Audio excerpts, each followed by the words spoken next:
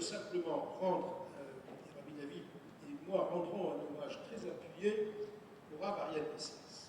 Véritablement, ces dernières semaines, il nous a fait vivre un cycle.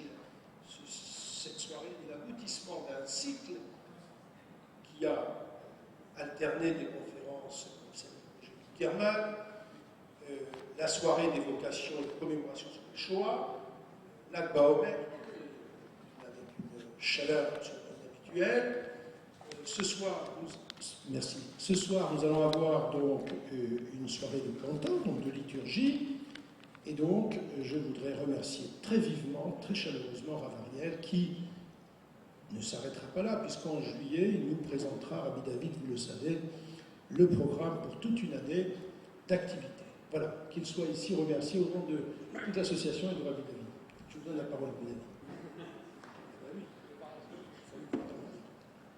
Voilà. Écoutez, il y a deux manières de chanter. Deux manières. La première et la plus simple, c'est le chant qui accompagne les textes. Pourquoi? Parce que ça permet aux textes de leur donner non seulement une tonalité, mais une intériorité. Lorsque vous parlez, lorsque vous communiquez simplement par la parole, elle, est l'expression d'une pensée pour communiquer. Mais la parole peut cacher en même temps. C'est les deux choses à la fois. On peut avoir un discours politique qui est complètement fallacieux et qui est simplement hypocrite, et pourtant on parle. On peut avoir un discours moral qui est vraiment pénétrant, mais ce genre de chant accompagne les textes, il fait comprendre les textes, et il les fait vibrer dans notre cœur. Et combien les chants que nous avons appris quand nous étions tout petits, puissent continuer à résonner toute notre vie, et souvent c'est ce souvenir de ces chants-là qui nous maintient dans l'identité d'Israël avec une force intérieure extraordinaire. D'où l'importance d'amener les enfants à la synagogue et de faire chanter les enfants. Je ne sais pas ici le temps de vous raconter une très belle histoire de quelqu'un qui avait tout perdu parce qu'il était dans sa ville. Il a été pris par un oncle américain. Je ne sais pas si vous connaissez cette histoire. Il est arrivé en Amérique, il avait une très très très belle voix. Et il avait sa mère qui est restée en Lituanie. Il arrive aux États-Unis, il rentre dans un conservatoire. Et il devient un cantor extraordinaire, pas seulement à la synagogue, mais à l'opéra, ou je ne sais pas où. Et il avait un monde fou qui venait le voir. Mais plus il chantait, plus il oubliait la synagogue. Et plus il pénétrait ce monde-là, le monde des artistes, plus il s'éloignait de la famille. Et alors qu'il écrivait au début une lettre par jour à sa mère, puis après par semaine, puis après par mois, puis après par an, après malheureusement tous les 2 ans, une petite lettre, souvenir, il avait complètement rompu avec sa jeunesse, son passé. Voilà. Et voilà qu'un soir, l'histoire raconte, il ne savait pas ce que c'était ce soir-là. Il était tellement immergé dans ce monde-là, le monde de la musique, le monde artistique, etc., que tout d'un coup, on a préparé, je ne sais pas quelle est cette grande salle aux États-Unis, comment ça s'appelle? Je ne sais pas, une grande, très grande salle, qui a réuni des milliers de personnes, tout le monde avait, et tout le monde venait pour l'écouter. Il y avait un peu plus de monde qu'ici ce soir, hein. Mais il y avait un monde fou qui était là, et il prend le taxi, il ne veut pas prendre la voiture, son personnel, et il passe par le quartier juif. Et quand il passe par le quartier juif, il entend tout d'un coup une mélodie. Une mélodie. Il dit au chauffeur, arrêtez-vous, il s'arrête. Et cette mélodie, c'était quoi? C'était Colidré. Colidré. Mais chanté, vous savez, avec une voix non seulement mélodieuse, mais émotive, une émotion. Il a écouté, et il s'est souvenu du Colidré qu'il avait écouté tout jeune lorsqu'il était avec sa mère. Il s'est arrêté et il a continué à écouter. Il a dit au chauffeur, arrêtez-vous. Il rentre dans la synagogue, se met debout. Il a fait la prière de Kippour avec tout le monde. Il a pleuré à chaudes larmes. Et il a dit, maintenant, je me souviens de ma mère, de tout ce qu'elle a souffert pour moi, du judaïsme que j'ai appris quand j'étais tout jeune. Il était dans un bouleversement intérieur absolument extraordinaire. Ce jour-là, la salle a attendu, il y avait 2 ou 3 ou 4 000 personnes qui étaient là, ils ont entendu. On était obligés de les rembourser tous. Mais lui, il avait abandonné complètement cette musique. Il est devenu le plus grand conteur synagogal de toute l'Amérique. C'est une histoire vraie, racontée dans un film, je crois, quelque part, et qui montre un...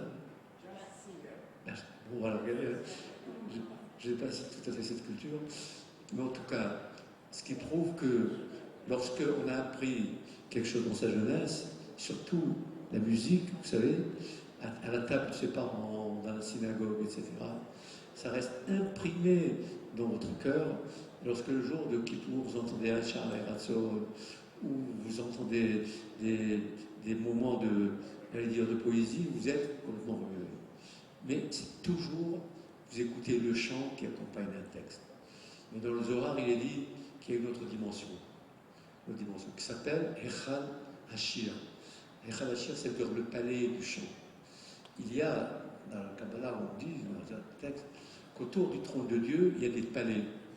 Il y a le palais de la prière, il y a le palais de la parole, il y a le palais de la prophétie, il y a le palais de l'amour, il y a le palais des palais qui sont là et qui expriment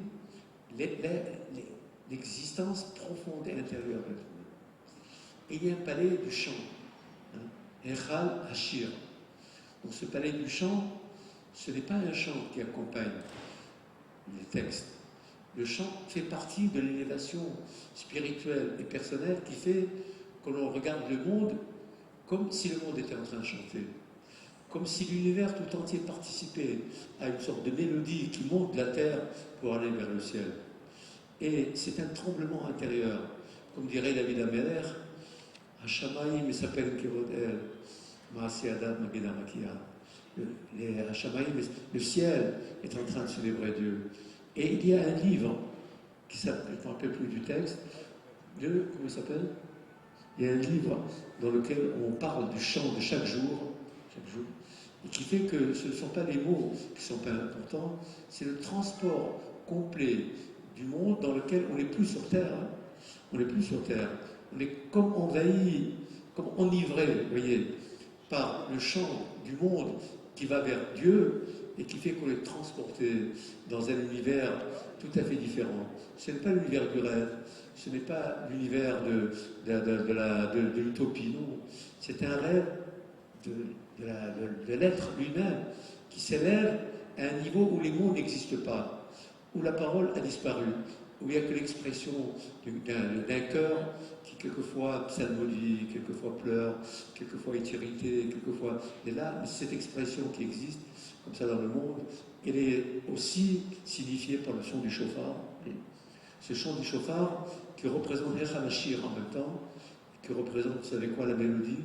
C'est la mélodie d'un enfant qui, lorsqu'il pleure, lorsqu'il gémit, lorsqu'il demande à manger, lorsqu'il sourit, toutes les sons que l'on entend du chauffard, c'est exactement la mélodie des enfants. Et la maman, elle sait parfaitement que si c'est un cri strident, elle court et il y a quelque chose qui ne va pas. Lorsque l'enfant est en train de chanter comme ça, la mère est bercée. Lorsqu'il a envie de manger, c'est un chant spécial. Ça veut dire que le Echad Hashir, c'est un monde que nous ne connaissons pas toujours. Et ça fait partie de l'élévation la plus grande qui peut exister et qui a été initiée une fois dans l'histoire pour le monde entier. C'est Az Yashir Moshe au Israël. Dans le mot Az, ça veut dire Aleph sur Zayin. Si Zayin, c'est l'être humain dans ce qu'il a de naturel, le 1 qui est en plus, ça fait 8. Le 8, c'est le chiffre du transport le plus haut qui existe et de la rencontre, je peux le dire, avec le divin dans un moment d'exaltation intérieure exceptionnelle. Donc il y a le shir, il y a Echad Hashir. Quand vous entendez un phrasan extraordinaire qui oublie qu'il chante, il oublie. La mélodie, elle sort de son cœur, et vous savez, les cœurs qui s'expriment, vous avez une communication absolument extraordinaire qui est la plus grande élévation spirituelle que nous pouvons connaître. C'est pourquoi le Khatam Sofer, un des plus grands maîtres du monde, il y avait un Khazan qui l'ennuyait un petit peu, ça existait déjà dans le temps, entre le rabbin et le Khazan, c'était pas toujours très profond, et le Khazan trouvait qu'une seule chose, la nuit de Kippour, le Khatam Sofer ne pouvait pas perdre une seconde, toute sa vie l'étudier. Et l'autre, il préparait son Kippour, il chantait. Il était dans l'étage d'à côté, il chantait, et il l'empêchait d'étudier. Il le laissait chanter. Et il a dit, je suis prêt à donner un œil de mes 2 yeux pour avoir une belle voix et être capable de chanter.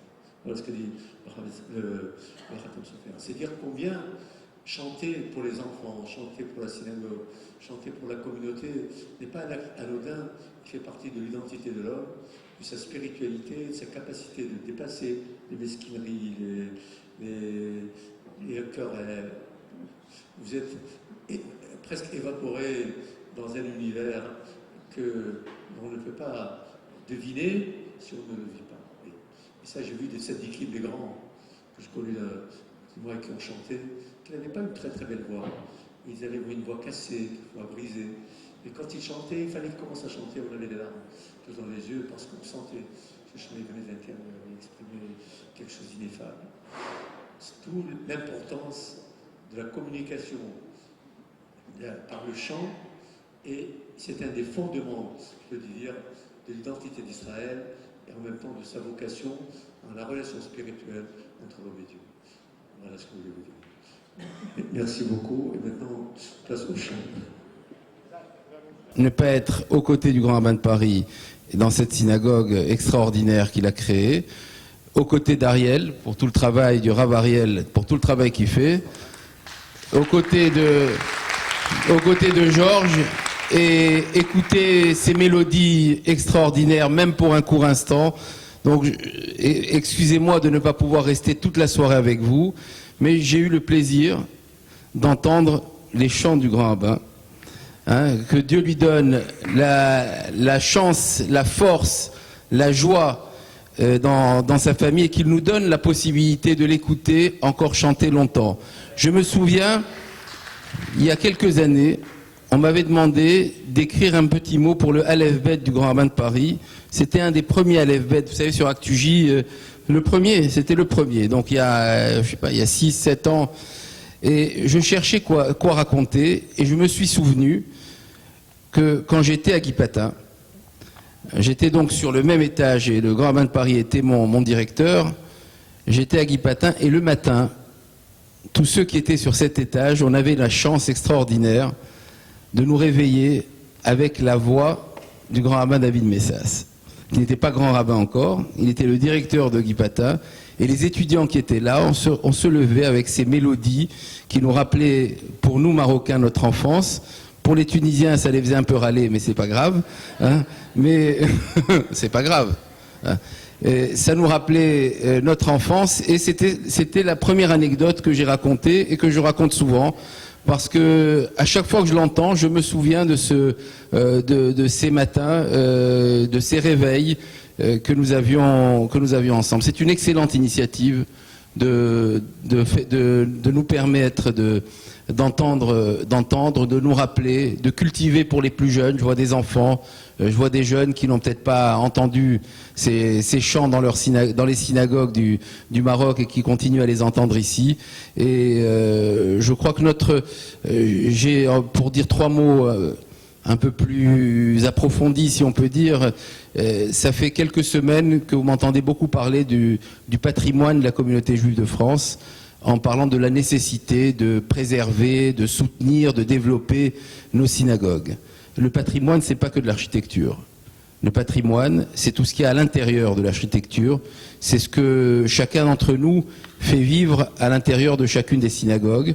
C'est d'abord ce que le Grand Rabbin de Paris, avec lui, les rabbins qui sont là, que je salue, et les rabbins à travers la France, font vivre à l'intérieur des synagogues, c'est-à-dire toute notre tradition, toute notre religion, toute notre éthique, tout ce qui fait que nous sommes juifs.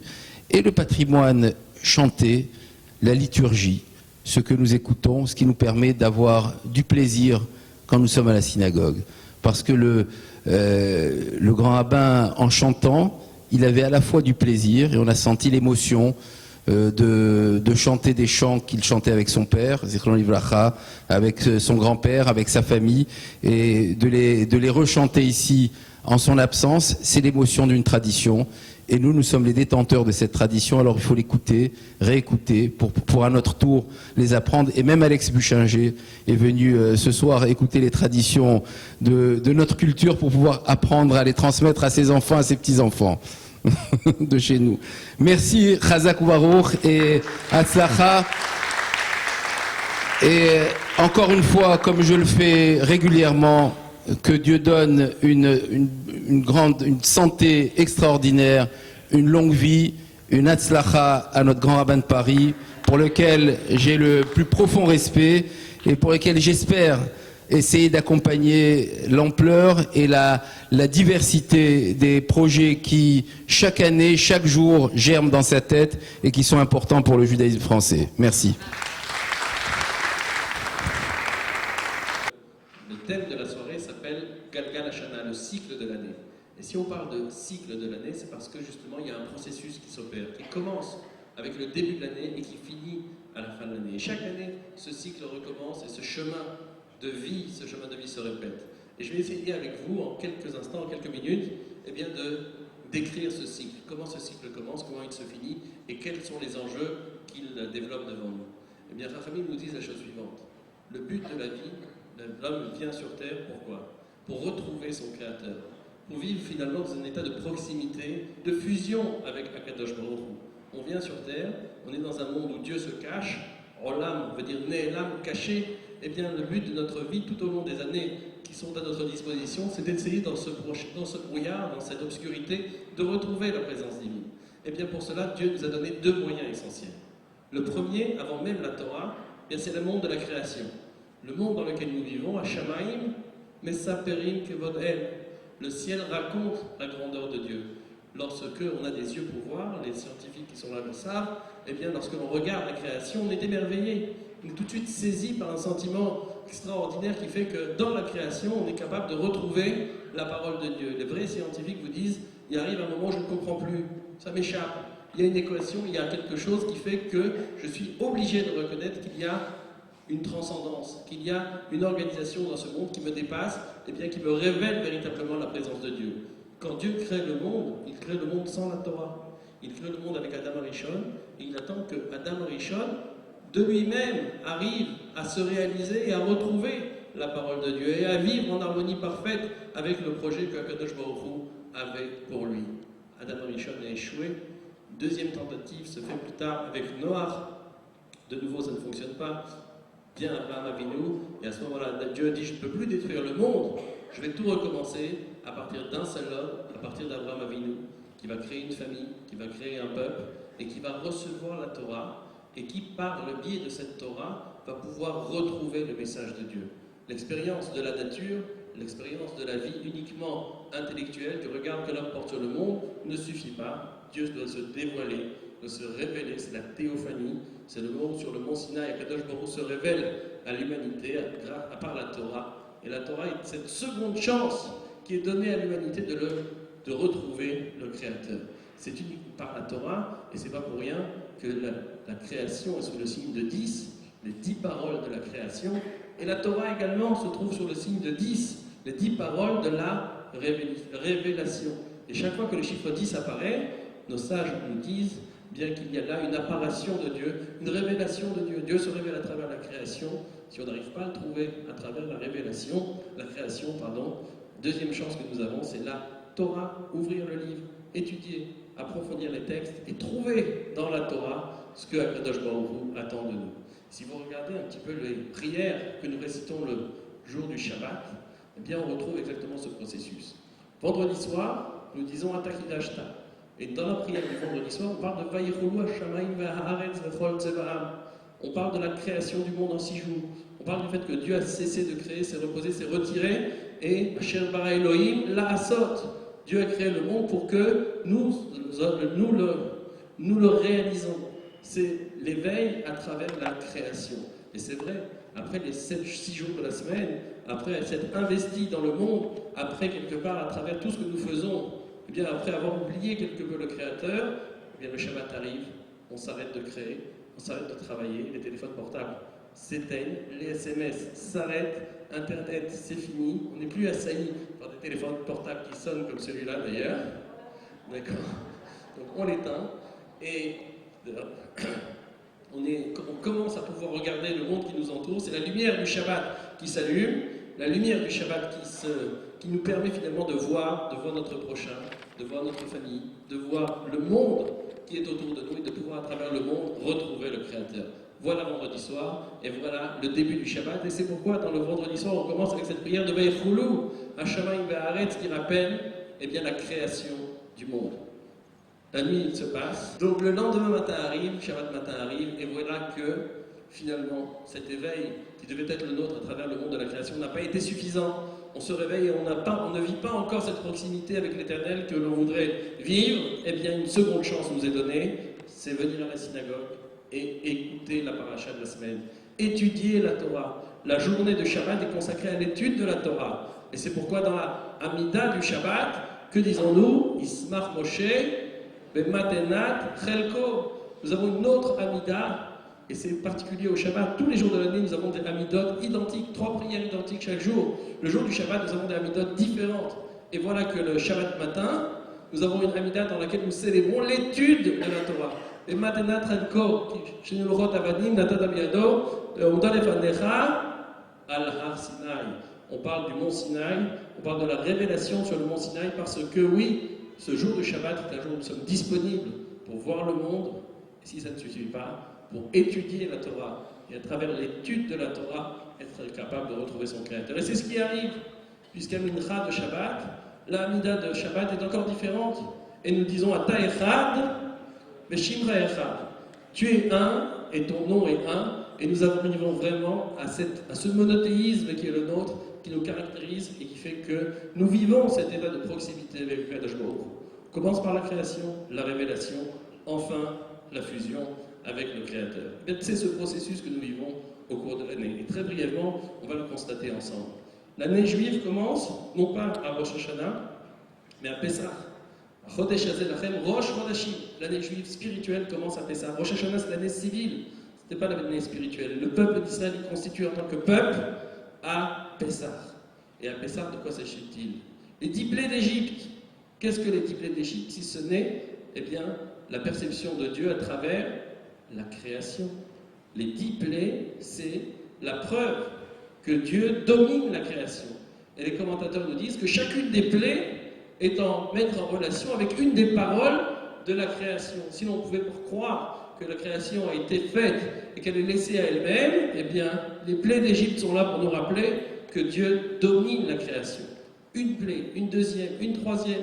Et vous voyez dans les textes, il y a des corrélations parfaites qui sont faites entre chacune des plaies et les paroles de la création. La sortie d'Égypte avait pour objet de faire prendre conscience au âme Israël que Dieu domine la création et que l'on peut, à travers le regard sur la création, retrouver l'Éternel.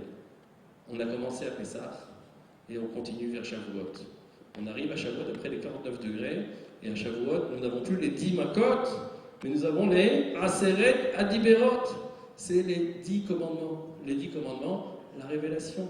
Si le chemin des retrouvailles de l'homme avec Dieu n'a pu se faire uniquement à travers la création, à travers la fête de Pessah, bien vient la fête de Shavuot, le don de la Torah, l'étude de la Torah. Et cela pour arriver à Sukkot, à cette fête tout à fait particulière, qui est unique par rapport à toutes les autres mitzvot qui existent dans l'année juive. Qu'est-ce que Sukkot a de particulier? C'est que si toute l'année, les mitzvot sont dans le temps, à un moment précis dans le temps, vous mettez les tefilines, c'est le matin, vous donnez la tzedaka, c'est un moment ponctuel dans le temps, vous faites n'importe quelle mitzvah, c'est une seconde dans le temps, eh bien la fête de Sukkot, elle est 24 heures sur 24. Vous avez l'obligation de vivre dans la soukha depuis le début de la fête jusqu'à la fin de la fête. T'es chez vous, Keren, Tadou. Vous devez vivre dans la soukha comme vous viviez à la maison, et en vivant dans la soukha, vous accomplissez la mitzvah. C'est donc que la mitzvah n'est pas un moment dans le temps, mais c'est tout le temps. C'est-à-dire qu'à Sukkot, on a fait la fusion. On est arrivé à cet état de proximité avec l'Éternel qui fait que oui, nous sommes arrivés. Il y a juste Rosh Hashanah et Yom Kippour au milieu. Qu'est-ce que Rosh Hashanah et Yom Kippour font au milieu? Très rapidement, Rosh Hashanah et Yom Kippour, ceux qui passent le bac et les examens de ça, c'est la session de rattrapage. Pourquoi la session de rattrapage? Parce qu'à Shavuot, on a eu le don de la Torah. Mais il ne faut pas le dire très fort, il y a eu la faute du Vaudor. Vous vous souvenez de la faute du Vaudor? Le Hegel Hazar, on a reçu l'étape de la loi, l'étape de la loi ont été cassées.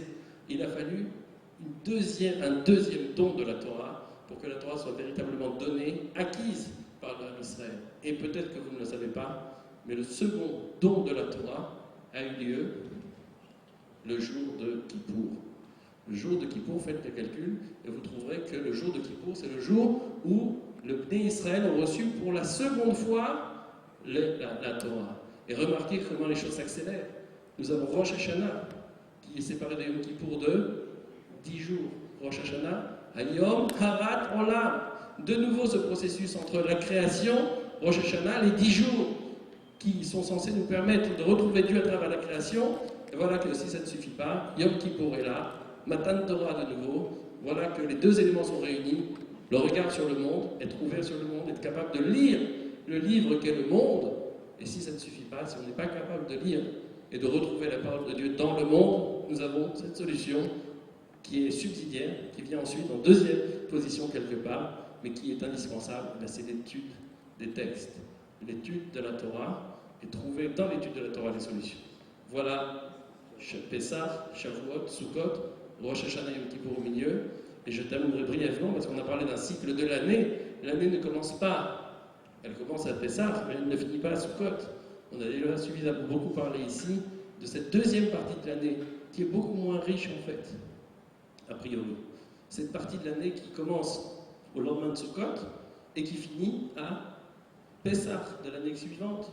Et entre-temps, nous avons quelques fêtes dans un hiver très obscur, très sombre, un hiver très long dans lequel vous n'avez aucun Yom Tov, aucun jour de fête, comme ces jours de fête que nous vivons à répétition, qui se bousculent pendant 6 mois. Bien 6 mois d'hiver sont des mois dans lesquels nous n'avons aucune fête. Nous n'avons que des fêtes dans lesquelles il n'y a pas de Yom Tov. Nous avons Hanouka, nous avons Tu B'Shvat, vous oubliez Tu B'Shvat, et nous avons Purim. Vous vous doutez que dans ces 3 fêtes, on va essayer de retrouver ce processus, mais dans une forme quelque peu différente.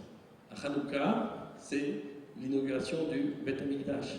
C'est la lumière de la Menorah qui se rallume. Cette lumière que les Grecs avaient voulu éteindre, voilà que les Hashmonaïm, les Kohanim ont réussi à la rallumer. Et qu'est-ce que la lumière de la Menorah, si ce n'est que la lumière de la Torah qui siffle les Kohen, Ishmerun Da'at, Vet Torah, et Evakshu Mipiou. Le Kohen est celui qui enseigne la Torah, c'est celui qui montre le chemin à travers l'étude des textes. Le Kohen est là, celui qui allume la Torah, celui qui doit être capable de donner envie aux gens d'étudier à la Torah. Nous avons lu récemment Beha'alotra et Anerot. Ce que tu dois faire, c'est permettre aux lumières de s'allumer. Le Kohen s'approche, met une petite flamme, et voilà que la flamme s'élève d'elle-même. Il est celui qui montre le chemin. Beha'alotra et Anerot. Voilà que Hanouka, c'est le symbole de l'étude de la Torah. Tu B'Shvat, la création. Hag l'Ilanot, Rosh Hashanah l'Ilanot, c'est le nouvel an des arbres. La nature disparaissait, la nature était couverte, la neige recouvrait tous les champs, on ne voyait strictement plus rien. La nature avait disparu dans cette obscurité qui nous entourait, et voilà que les premiers bourgeons apparaissent, voilà que les premières fleurs renaissent, voilà que tout d'un coup, cette nature que je croyais disparue, et voilà qu'elle réapparaît. Et voilà que je peux porter de nouveau un nouveau regard. Cette absence, présence, absence, qui fait que justement par l'absence, la présence renouvelée, elle retrouve toute sa lumière, toute sa force. Avec Tu B'Shvat, tout d'un coup, la nature réapparaît.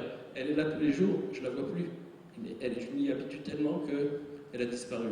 Avec cette Tu B'Shvat, ce renouveau, eh bien cette nature réapparaît. J'ai une nouvelle chance de pouvoir retrouver Akadosh Baruch Hu à travers la nature. Mais vous remarquez que l'ordre est inversé. On commence d'abord par l'étude de la Torah, ensuite par la nature. Pourquoi? Parce que là, nous sommes en hiver. L'hiver, c'est Esther Panim. L'hiver, c'est le symbole de l'absence de Dieu. Autant l'été, c'est le symbole de la lumière, c'est un moment dans lequel Dieu se dévoile et révélé. Autant l'hiver, c'est un moment de Esther Panim. Le travail est personnel. Dieu se révèle moins, il est moins présent. On doit le chercher beaucoup plus. Quand on est dans un état d'Esther Panim, le seul chemin, le chemin unique qui nous permet de trouver notre voie, eh bien, il passe uniquement par la Torah. C'est l'étude de la Torah qui va nous permettre ensuite de retrouver dans la nature le message de Dieu, pour finir avec Purim. Purim qui est Yom Kippourim, qui est une véritable apothéose, et qui normalement devait être un jour chômé. Purim, c'est la fête des fêtes. On nous dit que lorsque le Mashiach viendra, s'il reste une fête, ce sera Purim. Purim est d'une importance exceptionnelle, capitale. Et on le voit dans les synagogues, combien les synagogues sont pleines le jour de Purim. Les gens ont conscience qu'ils sont en train de vivre un moment exceptionnel, parce que de nouveau, Purim, c'est ce moment où nous nous présentons devant Akadosh Baruch Hu, nous sentons que nous allions disparaître, nous sentions qu'une Gezerah extraordinaire était pesée sur nous, et voilà une renaissance, voilà un nouveau départ, voilà que le peuple d'Israël est vivant, voilà que le peuple d'Israël peut se présenter devant Dieu, fier de lui, fier de son travail, fier de l'année qui vient de passer, parce qu'il a compris ce que Akadosh Baruch Hu attendait de lui, et il a réussi, à travers tous les enseignements qu'il a pu connaître au cours de cette année, eh bien, retrouver cet état fusionnel qui était le sien avant de naître, et qui sera le sien, Bezrat Hashem, par cette avoda. Vous voyez que ce que nous retrouvons de façon très concise, très dense, le jour de Shabbat, et le Shabbat c'est Men Olam Haba. Il faut prendre conscience que chaque Shabbat, en un Shabbat, on vit ce que l'on vit tout au long de l'année. Le temps du Shabbat est d'une intensité exceptionnelle, puisque en l'espace de 24 heures, on a vécu les 3 moments. La création, la révélation et la fusion entre l'homme et Dieu. Le Shabbat est un moment, une chance exceptionnelle qu'il faut savoir saisir, qu'il faut savoir exploiter. C'est un cadeau extraordinaire que Dieu nous fait, à nous de le saisir et à nous d'exploiter comme il faut. Et ce que l'on fait en une journée, il nous faut après une année tout entière pour le réaliser à travers ce cycle de l'année dont nous venons de parler. Eh bien, je pense que si le Shabbat, il nous faut 24 heures pour faire ce cycle, ce soir, en 1h30, on l'aura fait. Et je pense qu'en 1h30, on aura fait, grâce à nos merveilleux cantors et à nos merveilleux chazanim, et aux enfants qui ont aussi bien chanté, en l'espace d'1h30, je pense qu'on aura refait ce cycle de l'année. On aura été capable, et ces chants nous ont vraiment touché au plus profond de notre âme. Ils ont réussi à, vous savez, on vit, et il y a toutes sortes de scories, comme dit mon père, c'est un mot à mon père, enfin, scories, qui nous recouvrent, qui sont là, et qui nous empêchent de voir. Eh bien, le chant est comme cet électrochoc qui nettoie toutes ces poussières qui peuvent recouvrir notre âme et qui lui permettent de s'exprimer pleinement. Et c'est la première partie qui est finie. Il y avait un autre acte qui était prévu, on va l'annuler et on va continuer tout de suite la seconde partie.